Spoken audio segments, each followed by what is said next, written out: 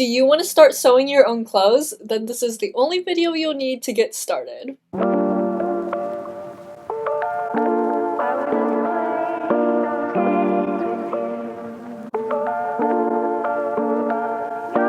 So I started sewing when I was in 8th grade because I got really into cosplay and wanted to make my own costumes. So that's when I started to learn how to sew my own clothes, and ever since then I've made multiple costumes, just normal everyday clothes. You've probably seen my thrift flips. If you haven't, check them out. And also like my school dance dresses. I'm entirely self-taught. I mainly learned through YouTube, so that's why I'm making this video, and I picked up some tips and tricks along the way, like through TikTok, other people just helping me, and stuff like that throughout the years. So I am excited to share all of my knowledge with you guys today. Let's get into this video. Okay, so the first thing you're going to need to get into sewing your own clothes is, of course, a sewing machine. I got mine from a family friend. It's a Singer model. I'm not exactly sure what type, but it's one of their beginner models, I know that. The two most popular brands are Singer and Brother, and I would suggest starting with those. I did some research and I'm going to put the top models here for you guys just to check out, but I would recommend always doing your research first when you're about to get a machine. But honestly, the only basics you need in a machine are a straight stitch and then a zigzag stitch. That's all you're going to need if you want to start sewing, and most beginner machines come with extra stitches. I will tell you now, the only stitches I've used on my machine are the straight stitch and zigzag stitch, like I said, and then the buttonhole stitch. And I've only used that once. So yeah, do your research when you're looking into getting a machine. Ask around too if anyone you know has one just lying around.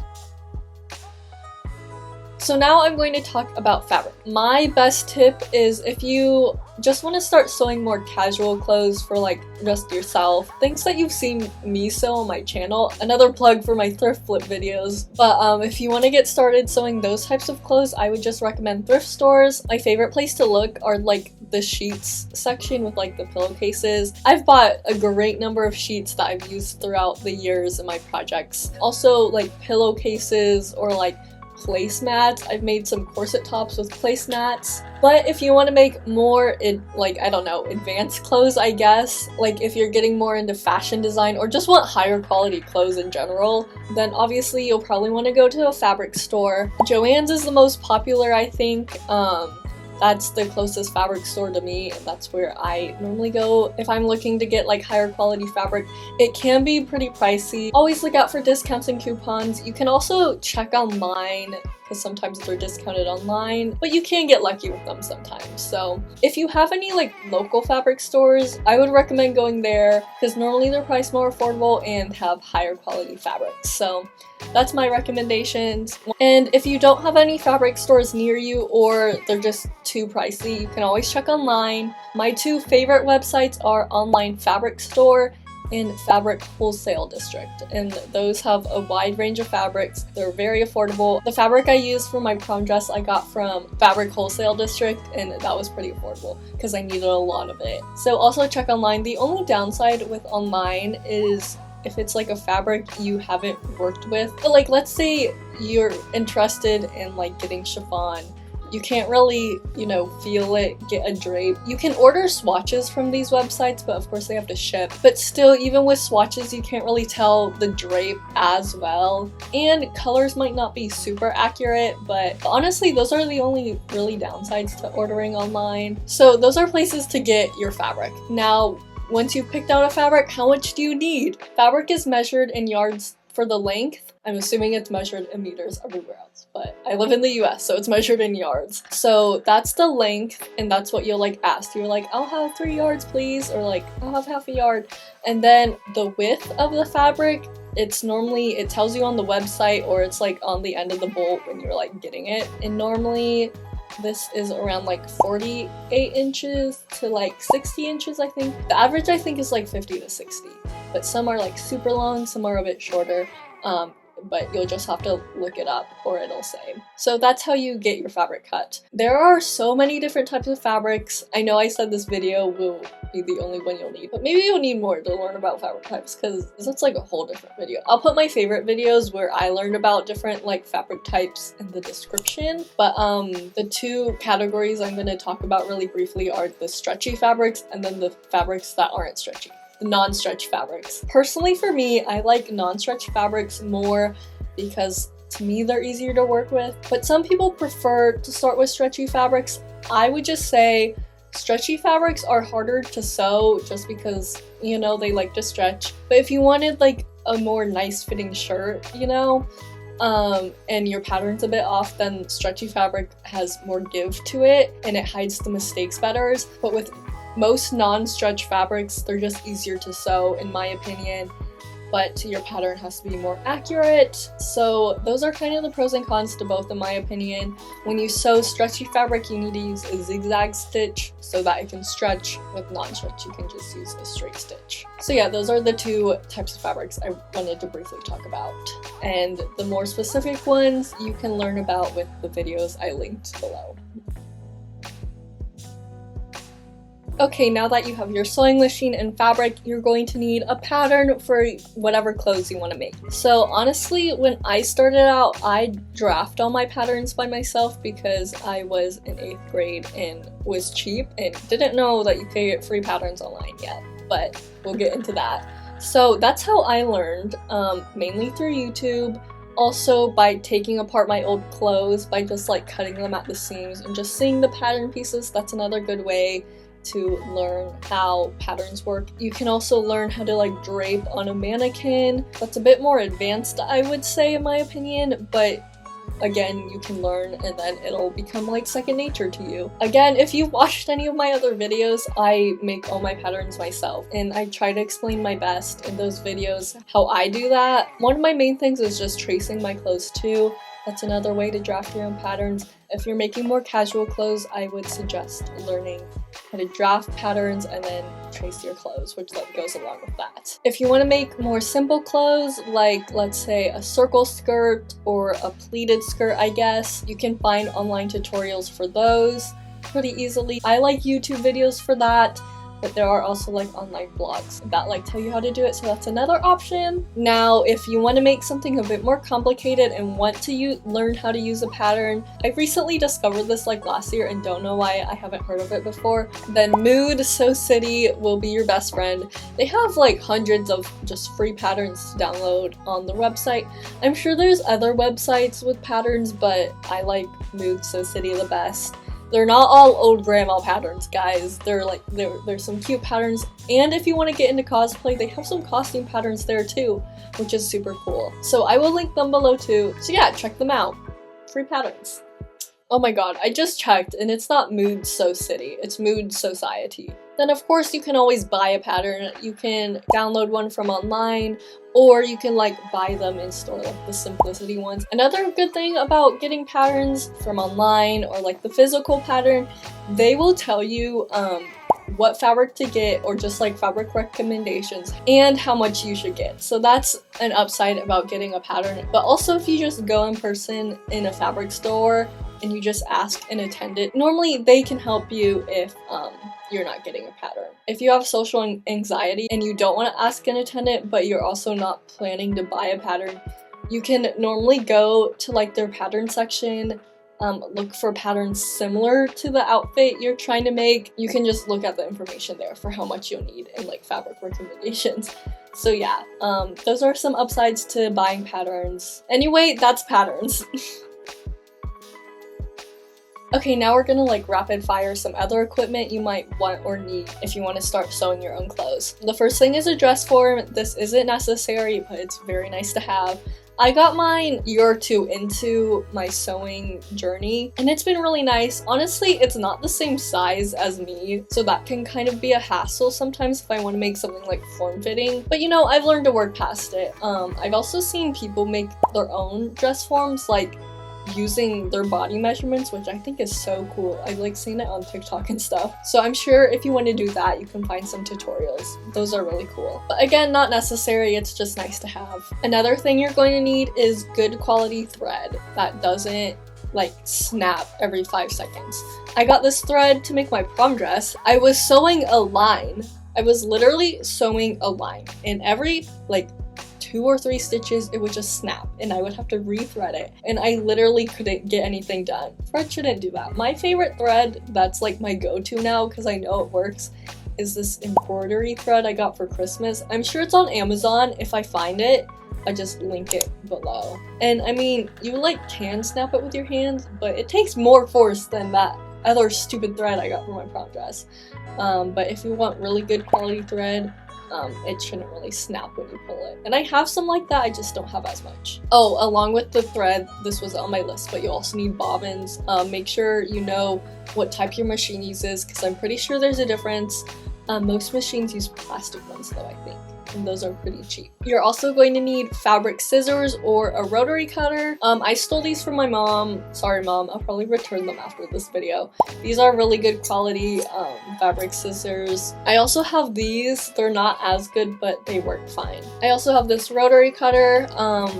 It's pretty great. It just needs a blade replacement. So if you get a rotary cutter, get blade replacements. Obviously you need scissors to cut out your fabric, but make sure when you get your scissors, they're labeled fabric scissors, or like you just label them mentally. And you cannot use them on other things. You cannot use them on paper, cardboard. I don't know what else you'd use scissors for, but do not use them on other materials. You will ruin them. But yeah, take care of your fabric scissors and make sure they're labeled fabric and only use them for fabric. Okay, another thing you need are like pins, or I've seen those fabric clips become super popular. I don't have any, and now I'm kind of jealous because I see them all over TikTok. But honestly, I just have so many pins, they're just easy. But yeah, pins. But to go along with the pins, you need a pin cushion. This magnetic one is my favorite thing ever. Super fun, super easy. Another thing you'll need are sewing machine needles and just regular hand sewing needles. Always have a backup, at least one backup sewing machine needle. Another thing with hand sewing needles, you never know when you'll need to do some hand sewing.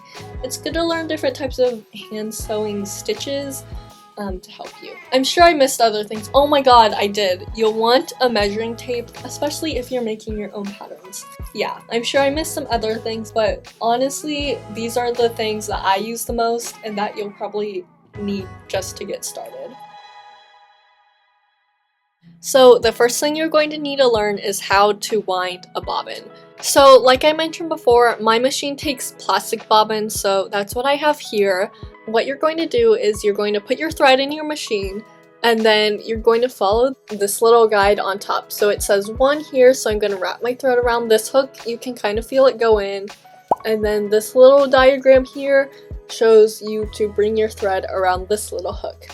And then once I did that, I'm going to take the thread and thread it through my bobbin, and then put it on this little peg here, and this is the bobbin winder. I'm going to pull the thread tight so that it's taut, and then I'm going to move the little peg over. I'm going to use my presser foot here, press it, you know, let it wind a bit, and then once you've like wound it a couple times, then you can like cut off the thread and you don't have to hold it. And then you're just gonna keep winding it until it hits this little white part, and then it's fully wound. Switch the peg off, take off the bobbin, cut the thread, and then that is how you wind a bobbin. And now you have to load the bobbin into your machine. There are 2 different types depending on your machine. Mine is a vertical machine, but I've seen a lot of machines have like horizontal bobbins, so you can look up a video for that. And this is how I load my bobbin. So this little thing here is my bobbin case. I'm going to place it down here, and you're going to take your bobbin that you just wound, and when you put it in, make sure it's a P with the thread going to the left. So you're just going to put it in, and if you see there's like a little like slot here, you're going to slide your thread in and like kind of pull it down. And it's kind of like hard to explain it, but you can see what I'm doing in the video, and you can like really feel the thread like go in, if that makes sense. Then you just have to put your case back in, make sure that little hook on the top goes into that little slot there. And you have to like lift this lever to make it go in. And then when you close it, then it's nice and snug in there. And then you have to thread your top thread. So again, there are little numbers and guides for this, which makes it super easy. So the first thing I'm going to do is bring my thread around the 1 and make it go down this slot. And then you're going to bring it around for number 3 up this slot. And then you can see this little hook at the top. If the hook's not there, then twist your hand crank towards you until the hook comes up. And then you're going to hook your thread around and bring it back down to number 5. And there's a little hook on your needle. And you can bring your thread around that hook, and then you can thread your needle.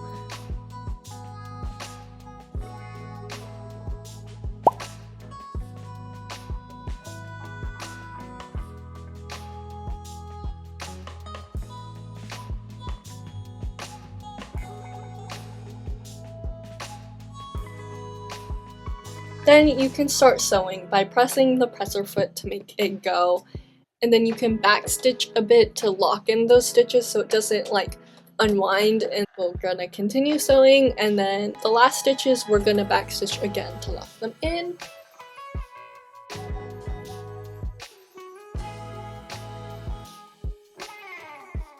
And there you go, you've sewn a stitch. Woohoo! Okay, the last thing I'm going to talk about are some few quick tips that I've picked up throughout my years of sewing. So the first thing is, if you want higher quality clothes, and especially if you're looking to get into like the fashion design path, learn how to cut on grain. The only thing about this is that it can get a bit more expensive because you'll probably need to buy more fabric, because if you cut on grain, you can't really Tetris your pattern pieces into like one piece of fabric, which is what I normally do, which I probably shouldn't. But you know, fabric's expensive. But again, if you want that higher quality clothing, learn how to cut on grain, because it does make your garment last longer and just fit better. Okay, my next tip is to wash your fabric once you get it before you start like cutting it out and everything. Especially thrifted fabric, wash that fabric. But even with normal fabric, it's good to wash it, especially if it might shrink, then it's good to wash it beforehand. Also iron it. You can either iron it before, which makes everything easier, or you can cut out your pattern first and then just iron the pattern pieces. It just makes it look higher quality. Along those same lines, my next tip is to press your seams. If you also like watching Gunnar Deathridge's TikToks, I'll link him below. He's a fashion designer. He was on Project Runway.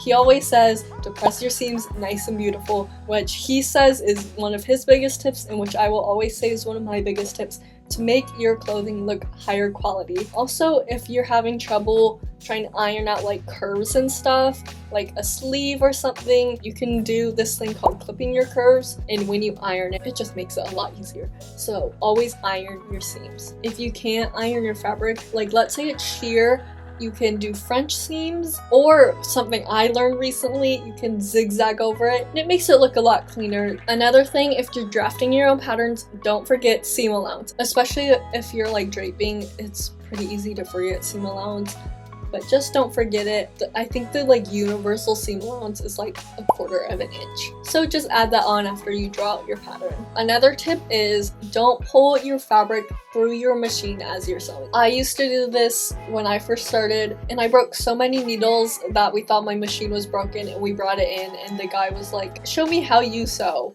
And I was pulling my fabric, and the guy was like, "You're not supposed to pull your fabric." And I was like, "Oh," and it fixed basically everything. Because if you pull your fabric, you're also pulling the needle, and it won't be able to like get the bobbin thread. I don't really know the like 100% specifics, but that's basically what he told me. Ever since then, I've stopped pulling my fabric through. The one thing is, if you watch my videos, it looks like I'm like pulling it, but I'm really just holding it and just letting it go. I'm not actually pulling it, so yeah, don't pull your fabric. And along that same line, another thing I discovered when we brought my machinist is to clean and maintain it. Always clean under your bobbin case. For lint, I like to like just take a brush and like brush it out, you know. Another thing that I learned recently, I'm like kind of embarrassed. that I didn't know this sooner, but you should take off this metal plate on your machine, clean out the lint there, because it was bad. There was so much lint in there, I was embarrassed. Oh, also oil it, like oil the bobbin case. And then my last tip that I can think of is to keep your scrap fabrics. Normally when I get like fancy fabric, I will keep the scraps because, you know, I don't want to throw them away, they're too nice. Even with just like my thrifted fabric, I like to keep my bigger scraps. Normally if they're smaller, I do throw them away, but I did recently see this girl, I'll put the TikTok here and then I'll link it below too. She made like a chair out of her fabric scraps, which is so cool, like her tiny fabric scraps. So that's another idea. I like to keep my bigger scraps for things like lining things, even just like test fabric. So keep your scraps, at least keep your big scraps, like don't throw those away. You'll find a use for them eventually. But yeah, those are all my tips I can think of right now. And with that, that is basically all you'll need if you want to get started sewing your own clothes. I hope this video was helpful. Even though I couldn't go too in depth into everything, I did my best to put links to other videos and resources down below if you wanted to look more in depth into those types of things. I hope you enjoyed this video. Feel free to check out my other videos on this channel. I have a lot of different sewing videos already if you're interested in that. Don't forget to like, comment, share, subscribe, all those things. I hope you have a great day. Thank you so much for watching, and I will see you guys in the next video.